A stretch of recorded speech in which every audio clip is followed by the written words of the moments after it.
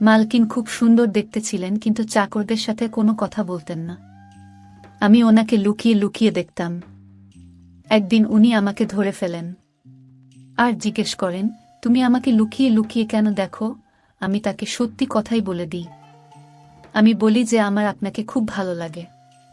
উনি বলেন, আমাকে যদি তোমার এতই ভালো লাগে তাহলে আমাকে বিয়ে করে নাও। এটা শুনে আমি খুশিতে পাগল হয়ে যায়।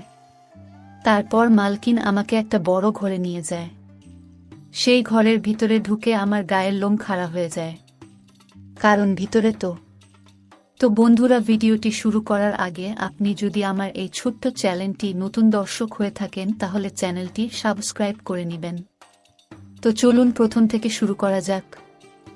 আমার নাম শ্যামল। আমি আমার মায়ের সাথে একটা ছোট গ্রামে থাকতাম। আমি লোকের বাড়িতে কাজ করে নিজের পেট চালাতাম। আমার বাবা অনেক বছর আগে মারা গিয়েছিলেন। সেই কারণে মা আমাকে বেশি পড়াতে পারেনি, আর তার জন্য আমি কোনো ভালো চাকরি পাইনি।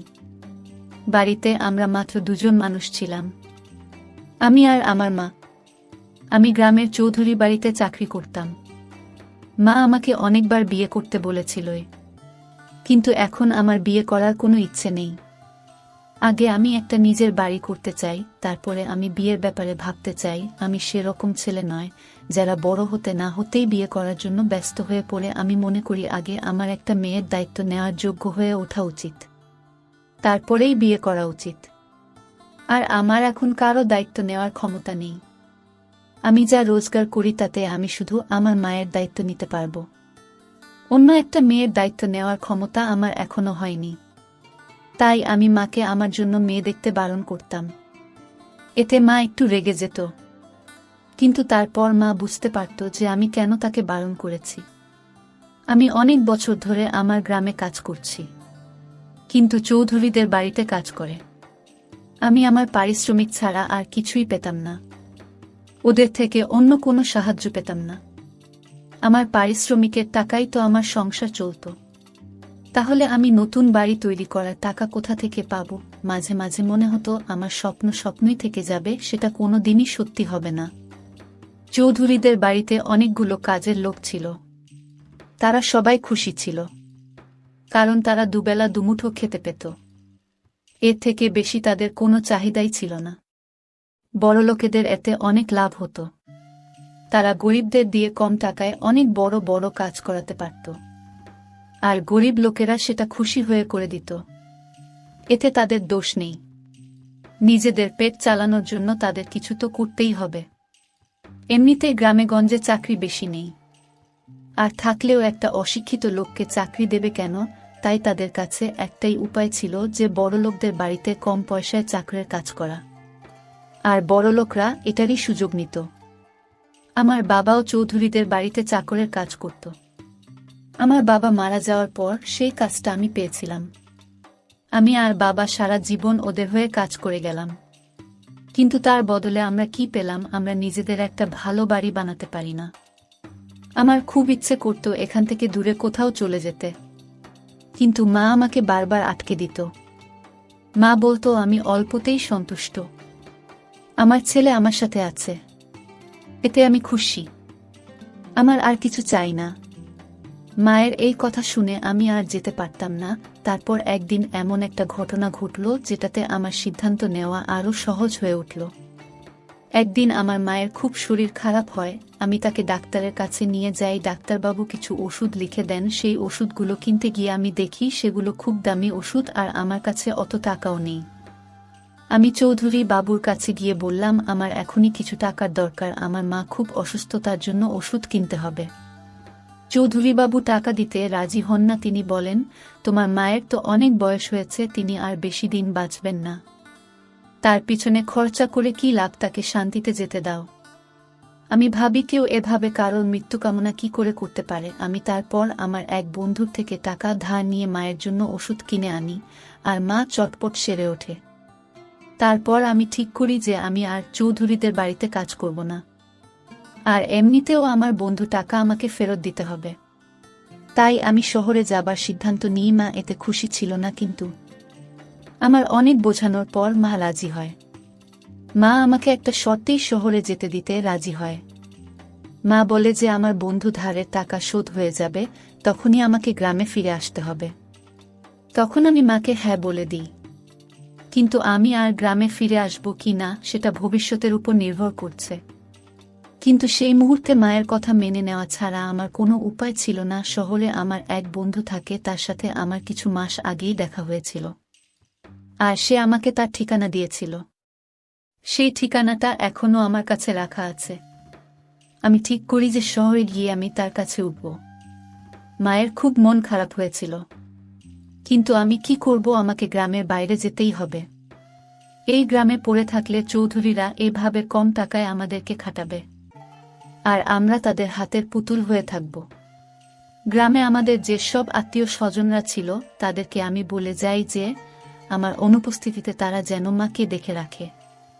তারপর আমি নিজের জিনিসপত্র গুছিয়ে বিকেলে শহরের জন্য রওনা দিলাম। আমি এর আগে কখনো শহরে যাইনি, তবে হ্যাঁ, আমাদের গ্রামের পাশে একটা ছোট শহর ছিল, সেখানে আমি মাঝে মধ্যে জিনিসপত্র কিনতে যেতাম। আমি পরের দিন একটা বড় শহরে গিয়ে পৌঁছি। আমি আমার বন্ধু ঠিকানাটার সাথে এনেছিলাম, সেই ঠিকানাটা খুঁজতে আমার পুরো দিন লেগে যায়। শেষমেশ আমি তার বাড়িতে গিয়ে পৌঁছই, কিন্তু আমি জানি না সে এখনো সেখানে থাকে কিনা। সে যদি সেখানে না থাকে তাহলে আমি কোথায় যাব জানি না। আমি সেই দরজায় গিয়ে কলিং বেল বাজালাম, আর আমার বন্ধু এসে দরজাটা খুলল। সে আমাকে দেখে অবাক হয়ে যায় আর খুশি হয়। সে আমাকে অনেকবার বলেছিল শহরে এসে কাজ করতে, কিন্তু আমি মায়ের জন্য আসতে পারিনি। সে আমাদের গ্রামেরই ছেলে, সে বাড়িতে একাই ছিল না, ওর স্ত্রী আর ছেলেও ছিল। তাই আমি বুঝতে পারি যে আমাকে অন্য কোথাও থাকার ব্যবস্থা করতে হবে। আমার বন্ধুর বাড়িতে আমি 3 দিনের বেশি থাকতে পারবো না, তাই আমার খুব তাড়াতাড়ি একটা কাজের প্রয়োজন। আমার বন্ধু আমাকে ভেতরে নিয়ে যায়, আমাকে কিছু খেতে দেয়, আর তারপর জিজ্ঞেস করে আমি কেমন আছি। আমরা দুজনে গল্প করতে থাকি। আমি সুযোগ বুঝে আমার বন্ধুকে বলি আমাকে একটা কাজ খুঁজে দিতে। সে বলে এ ব্যাপারে আমরা কাল সকালে কথা বলবো, এখন তুই আরাম করো। আমার বন্ধু আমাকে একটা ঘরে নিয়ে যায়। আমিও খুব ক্লান্ত হয়ে গিয়েছিলাম, তাই আমি শুয়ে পড়ি। তখন আমার মায়ের কথা খুব মনে পড়ে। আমি কখনো মায়ের থেকে এত দূরে থাকিনি। বাবা মারা যাওয়ার পর থেকে আমার মা ছাড়া আর কেউ ছিল না, আর মায়েরও আমি ছাড়া আর কেউ নেই। আমি ভাবতে থাকি যে মা এখন কি করছে, সে ঠিকমতো খেয়েছে কিনা। আমার কাছে কোনো ফোনও নেই, সে ফোন করে তার খবর নেব। আমার নিজের ফোন কখনোই ছিল না, কখনো দরকার পড়েনি, আর অত টাকা ছিল না যে একটা ফোন কিনব। আমি বিছানা করে শুয়ে পড়লাম, কারণ আমি খুব ক্লান্ত হয়েছিলাম। সকালে তাড়াতাড়ি উঠে বন্ধুর সাথে কাজ খুঁজতে যেতে হবে। সকালে আমার বন্ধুর ডাকে আমার ঘুম ভাঙে। আমি জলখাবার খেয়ে আমার বন্ধুকে কাজের কথা বলি। সে আমাকে বলে তাড়াতাড়ি তৈরি হয়ে নিতে। সে এক জায়গায় কথা বলে রেখেছে, আজ আমাকে সেখানে নিয়ে যাবে। যদি কাজটা আমি পেয়ে যাই তাহলে খুব ভালো হবে। আমি চটপট তৈরি হয়ে বন্ধুর সাথে বেরিয়ে পড়লাম। সবার আগে আমি একটা ফোনের বুথ খুঁজে মাকে ফোন করলাম। মায়ের খবর নিয়ে আমি অনেক শান্তি পেলাম। মা ও আমার খবর পেয়ে খুশি হলো। আমি চটপট ফোনটা সেরে নিয়ে বন্ধুর সাথে গোলাম। সে আমাকে একটা বড় বাংলোয় নিয়ে গেল। এত সুন্দর বাংলো আমি আগে কখনো দেখিনি। আমরা চৌকিদারের সাথে কথা বলে ভেতরে গেলাম। আমরা বাইরের ঘরে বসে অপেক্ষা করছিলাম। বাংলোটা বাইরে থেকে যতটা সুন্দর ছিল, ভিতরেও ততটাই সুন্দর। আমার বন্ধু বলল এই বাংলোটি একটা মহিলার, তিনি এই বাংলোতে একাই থাকেন, বাকি সব কাজের লোক। তার স্বামী কিছু বছর আগেই মারা গেছেন, তারপর থেকে উনি এখানে একাই থাকেন। কিছুক্ষণ পর একটা কাজের মেয়ে বাইরে এসে আমাদের ভেতরে ডাকে। সে একটা বড় ঘরের সামনে আমাদেরকে নিয়ে যায় আর আমাদের ভিতরে যেতে বলে। সেই ঘরের ভিতরে পা রাখতেই আমি সামনে একটা মহিলাকে দেখতে পেলাম। সেই মহিলা এতটাই সুন্দর দেখতে যে তাকে আমি দেখে চোখ ফেরাতে পারছিলাম না। সে আমাদেরকে জিজ্ঞেস করে তোমাদের দুজনের মধ্যে এখানে কে কাজ করবে। এর উত্তরে আমার বন্ধু আমার নামটা বলে মালকিন বলেন, তোমার বন্ধু কি কথা বলতে পারে না? তখন আমি বলি না না, আমি কথা বলতে পারি, আমি এখানে কাজ করব। আমার বন্ধু তখন চুপ করে যায়। মালকিন আমাকে কিছু প্রশ্ন করেন। তিনি আমাকে জিজ্ঞেস করেন যে আমি কি কাজ করতে পারি। আমি বলি উনি আমাকে যা কাজ দেবেন আমি তাই করে দেব। তখন মালকিন বলেন তার একটা মালির প্রয়োজন। তার বাড়ির মালি কিছু মাস আগেই মারা গেছে, তাই তিনি নতুন মালি খুঁজছেন। তিনি আমাকে জিজ্ঞেস করেন আমি কি মালির কাজ করতে পারবো। কাজটা সহজ ছিল আর পারিশ্রমিকও ভালো পাচ্ছিলাম। তিনি বলেন তার বাংলোতে তিনি আমাকে একটা থাকার জায়গা দেবেন, তাই আমি কিছু না ভেবেই হ্যাঁ বলে দিই। মালকিন বললেন কাল আমি ঘুম থেকে উঠে যেন তোমাকে কাজে দেখতে পাই। এখন তোমরা আসতে পারো। আমরা বাড়ির বাইরে বেরিয়ে এলাম। আমার বন্ধু বলে তোর ভাগ্যটা খুব ভালো যে তুই এত কম সময়ের মধ্যে এত ভালো একটা কাজ পেয়ে গেলি, তুই বরং তোর সব জিনিসপত্র এখানে নিয়ে চলে আয়। আমি ভাবি আমার বন্ধু ঠিকই বলেছে, তাই আমি বন্ধুর বাড়ি থেকে আমার সব জিনিসপত্র বাংলায় নিয়ে আসি। বাংলার এক চাকর আমাকে একটা ঘর দেখিয়ে দেয় যেখানে আমি থাকব। সেই ঘরটা ভালোই ছিল। কাল থেকে আমাকে কাজে যোগ দিতে হবে। এই কাজটা আমার খুবই দরকার ছিল। আমি একটা থাকার জায়গা পেয়েছিলাম। এটা না পেলে আমাকে আমার বন্ধুর বাড়িতেই পড়ে থাকতে হতো। আর কতদিনই বা আমি আমার বন্ধুর বাড়িতে থাকতে পারতাম। তার ও নিজের ফ্যামিলি আছে, সে কতদিন আমাকে টানত, তাই এই কাজটা আমার কাছে ভগবানের আশীর্বাদের মতো ছিল। মালকিন যেমনটা বলেছিল আমি তেমনটাই করলাম। পরের দিন তারা ওঠার আগেই আমি কাজে যোগ দিলাম। বাংলোটা অনেক বড় ছিল, সেখানে অনেক বড় বড় বাগান ছিল। বাগানে প্রচুর গাছপালা ছিল। সেগুলোর অবস্থা ভালো ছিল না, কারণ বাংলায় কোনো মালি ছিল না। এখন এগুলো দেখাশোনা করা আমার দায়িত্ব। আমাকে বাগানটাকে আবার সুন্দর করে তুলতে হবে। আমি এখানে খুব মন দিয়ে কাজ করতে চাই, যাতে মালকিন আমার কাজে খুশি হয়ে আমাকে বরাবরের জন্য কাজে রেখে দেন। কিছুক্ষণ পর মালকিন বাইরে আসেন আর আমাকে কাজ করতে দেখে খুব খুশি হন। তিনি আমার কাছে এসে বলেন তার এরকমই লোক পছন্দ যারা সময় মতো কাজে আসে আর তার কথা মেনে চলে। এই বলে তিনি ভেতরে চলে যান। বাড়ির বাকি কাজের লোকেরা সব যে যার কাজে ব্যস্ত ছিল। 2 দিন হয়ে গেল আমি বাড়িতে কাজ করছি। আমি একটা জিনিস লক্ষ্য করি যে এই বাড়ির কাজের লোকেরা খুব একটা কথা বলেন না। তারা নিজেদের মধ্যেও খুব কম কথা বলে। আমি যখন তাদের সাথে কথা বলতে যেতাম তখন তারা খুব কম উত্তর দিত। আর এখানে সব কাজের লোকেরা এই বাংলোতেই থাকত। তারা কখনো বাইরে যেত না। বাড়ির মালকিনও বাড়ির বাইরে বের হতো না। সকালে একবার বাইরে আসতেন, দেখতেন যে সব কাজের লোকেরা ঠিকমতো কাজ করছে কিনা, তারপরে ভেতরে চলে যেতেন। আর বিকেলে মাঝে মাঝে একবার বেরোতেন। তাছাড়া উনি সারাদিন বাড়িতেই থাকতেন। তিনি কোনো কাজের লোকের সাথে খুব একটা কথা বলতেন না। 1 সপ্তাহ হয়ে গেল আমি এখানে কাজ করছি। এই 1 সপ্তাহে আমি দেখি এই বাংলোর বাইরে থেকে কোনো লোক আসে না, আর বাংলোর লোকেরা ও বাড়ির বাইরে বেরোয় না। মালকিন খুব সুন্দরী ছিল।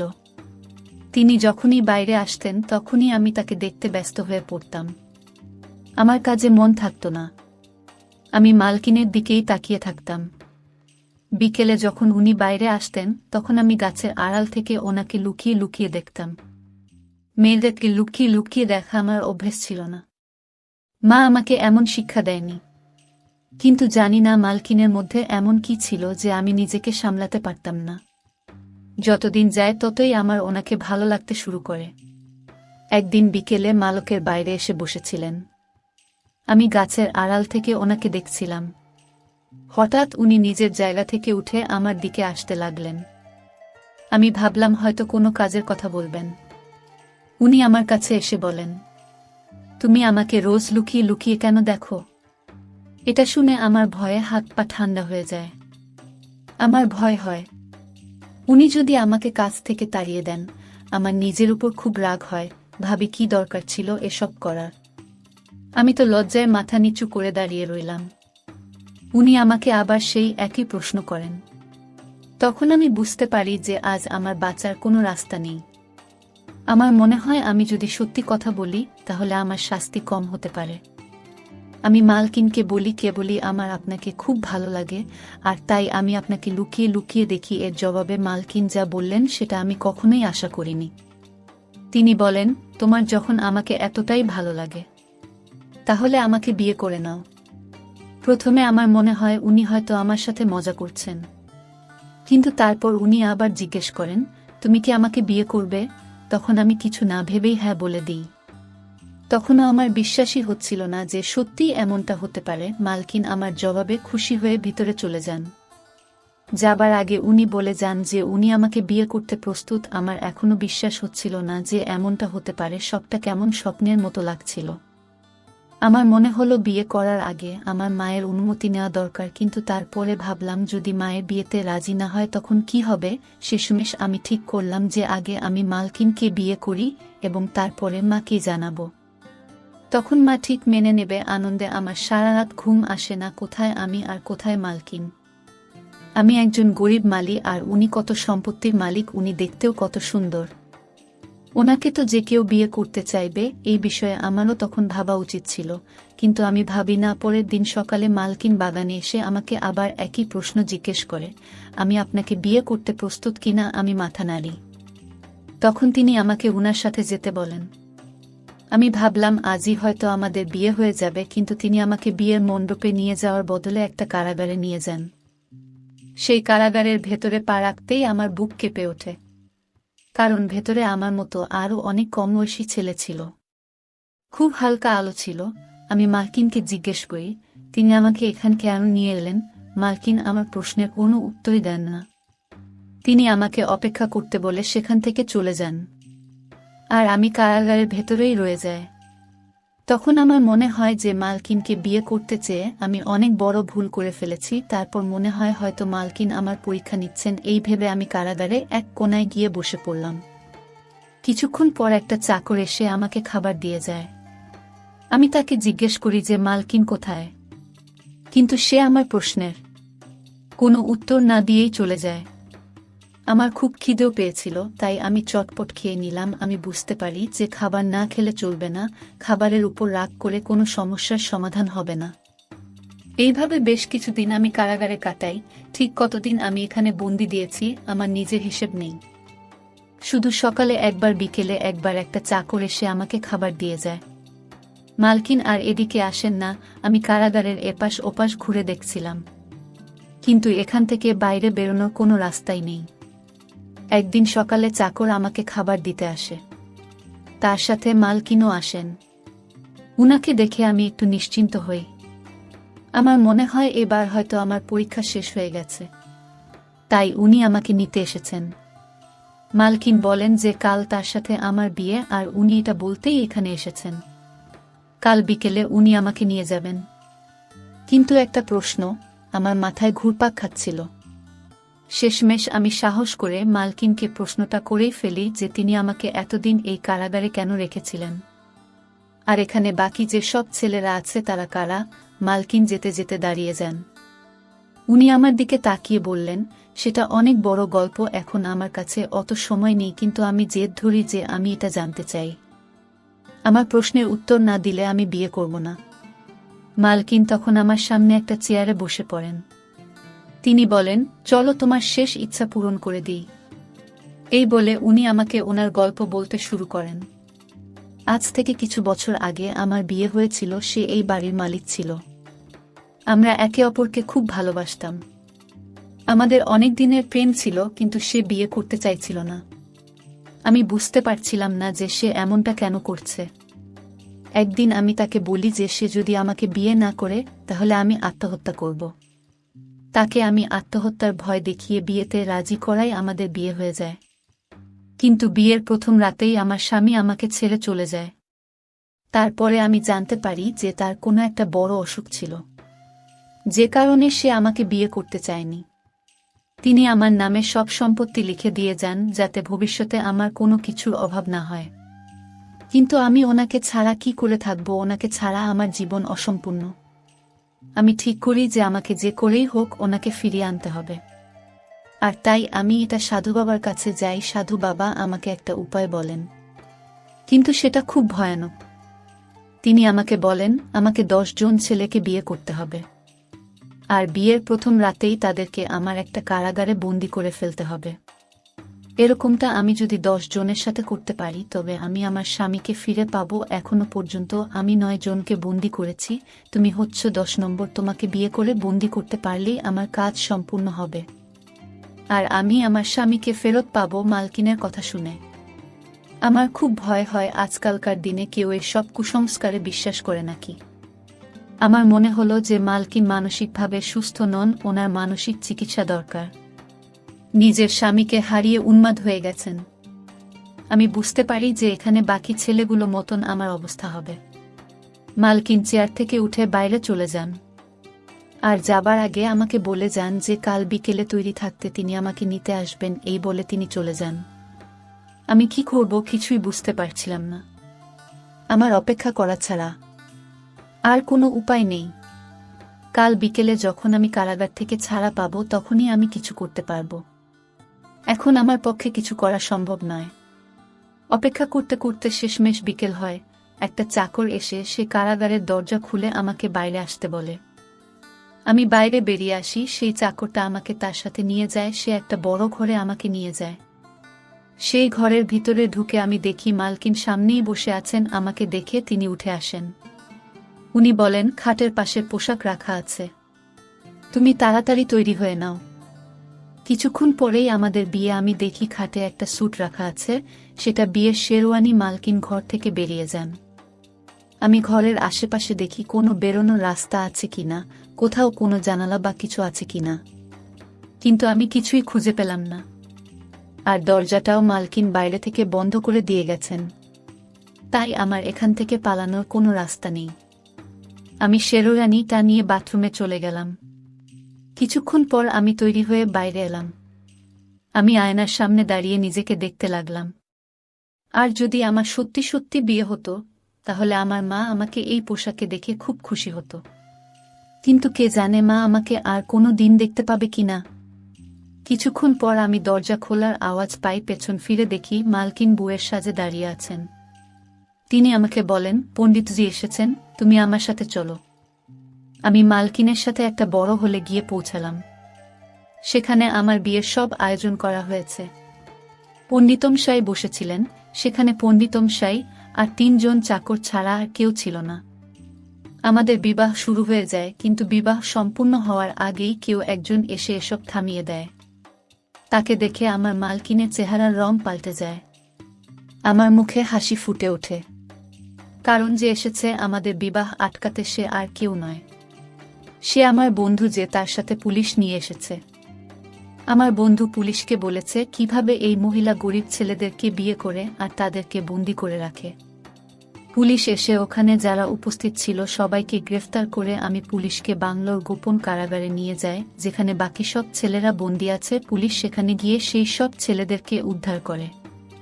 পুলিশের সাথে যাওয়ার আগে মালকিন আমাকে জিজ্ঞেস করেন, এইসব কি করে, ওরা খবর পেল কি করে, তুমি কি ওদেরকে খবর দিয়েছ, কিন্তু তুমি এসব কি করে করলে, তুমি বাড়ির বাইরে বেরোননি। এই কথাটা একদম ঠিক, আমি বাড়ির বাইরে এক পাও রাখেননি, কেউ আমার সাথে দেখা করতে আসেনি, তাহলে এসব হলো কি করে। আমি মালকিনকে বলি, আমি যেদিন প্রথম এই বাড়িতে আসছিলাম সেদিন আমি রাস্তায় একটা পাবলিক বুথ থেকে আমার মাকে ফোন করেছিলাম। সেটা দেখে আমার বন্ধু বুঝতে পেরেছিল যে আমার কাছে কোনো ফোন নেই। আমার বন্ধুর কাছে 2টা ফোন ছিল, তাই সে একটা ফোন আমাকে দিয়ে দেয়। সেই ফোনটা সবসময় আমার কাছেই থাকত।